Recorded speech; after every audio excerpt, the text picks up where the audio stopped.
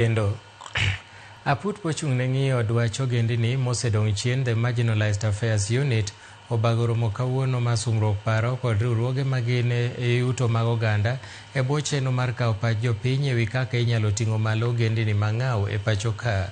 Kaluwore kod apudno, okenge imedo keti kokalo e bwo chike mabiro neno ni e kind higa 2025 nyaka 2023 ogendini mosedong' chien e weche mag dongruok omi sir mowinjore koting'o jiwo weche mag somo kod pok mag mwandu mag sirikal.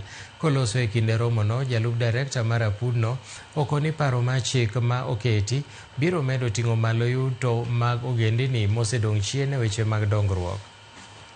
The bill it has addressed the area of economic empowerment very elaborately, and it will not only address capacity building, which is empowerment of the mind and change of mindset. It will also address nature-based enterprises. It will also address empowering the women, the youth,